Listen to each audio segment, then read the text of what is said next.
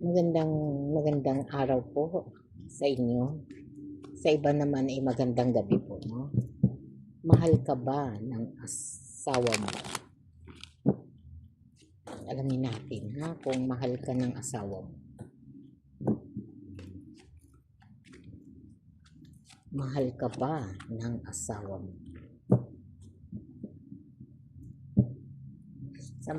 Sana mga makaresonate kayo, ha. Pag hindi makaresonate, marami naman po tayong video na lagi nating i-upload. Mahal ka ba ng asawa mo? The Lovers, no? Unang-una yung The Lovers. Two of Pentacles, no? King of Swords, at Ace of Pentacles. The Judgment, and Nine of Pentacles. The Lovers, no? Ito po, no, yung kauna-unahang ating baraha na nakuha, no? Na nagsasabi na ito po ay talagang pagmamahal, no? Mahal ka talaga ng asawa mo.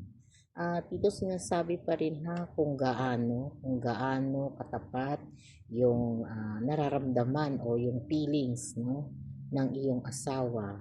At ito yung pagmamahal na parang hindi mo kailangan mangamba, hindi mo kailangan mag-alala, no? Hindi mo kailangan matakot kung may mga tao sa paligid na maaaring maging dahilan, no, ng iyong pag-aalala, no? Kahit ang iyong asawa ay nasa malayo o nasa trabaho o nasa LDR, no? Kung LDR man ang inyong relationship, ay talaga namang andoon yung pagmamahal, no? At nakikita pa rin natin na andoon po, no, yung parang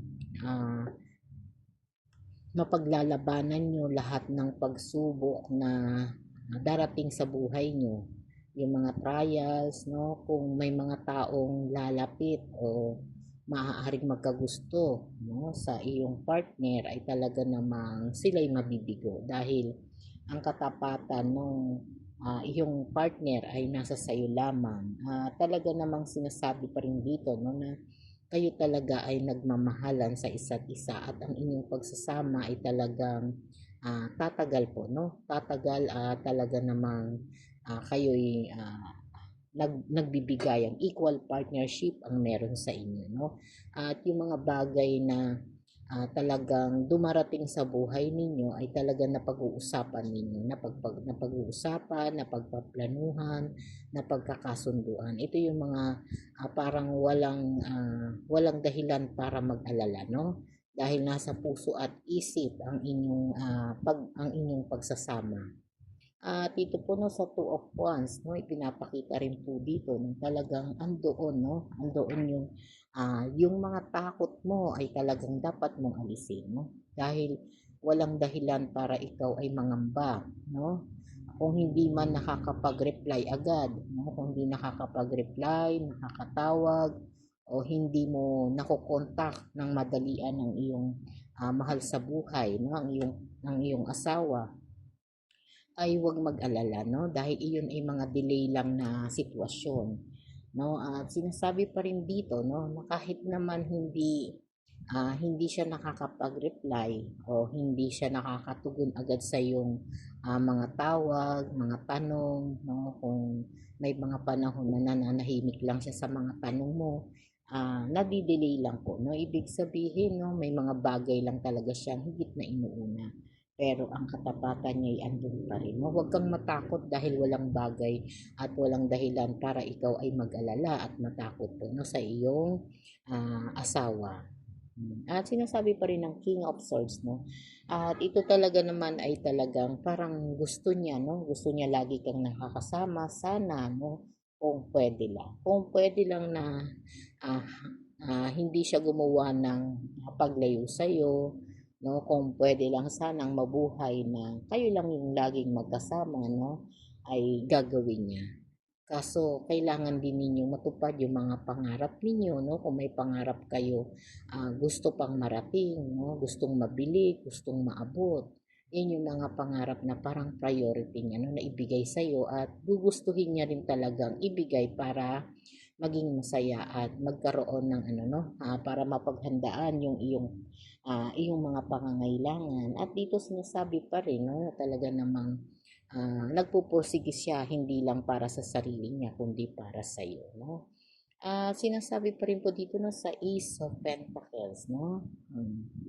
At dito sinasabi pa rin po, no, na ang kanyang priority ay yung pag-unlad nyo, no, yung magandang samahan, yung tiwala, no, yung tiwala at saka yung stability sa pagsasama ninyo, sa buhay ninyo, kung kayo may mga anak na, ay yun yung pinupokusan niya, no, at may peace of mind, no, sa pagsasama ninyo at saka may harmony, no, na nagpapakita talaga na yung pagmamahalan ay talagang nag-uumapaw sa inyong tahanan, no?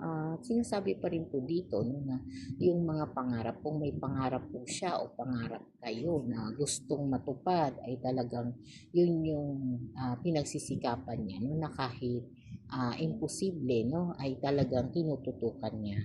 At ipinapakita pa rin po dito, no, yung pagiging mapagbigay at pagiging mabuting partner, no, na talaga namang yung mga bagay na kailangan mo ay hindi na dapat, no, hindi na hinihingi kundi inaabot na lang sa iyo. Yun yung mga gusto niyang mga senaryo po, no, sa inyong pagsasama.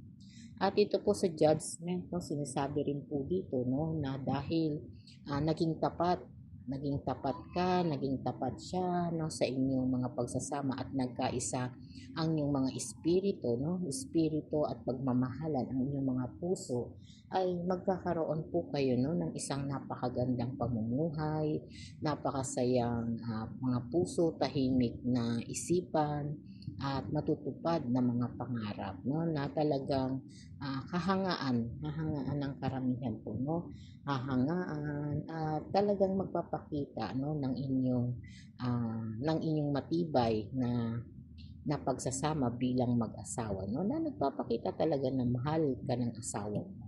At ito po na sa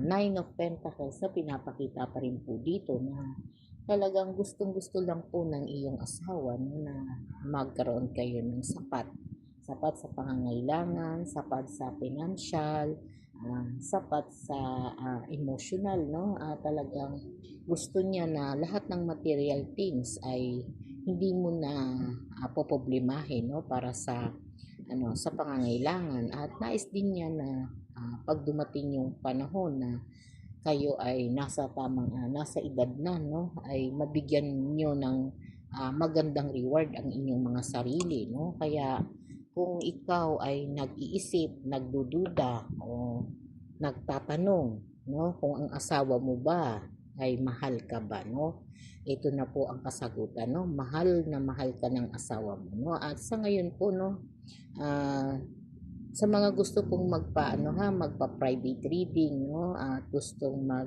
magpa-reading ng live, no, punta po kayo sa aking TikTok account, no, same po ng pangalan, no.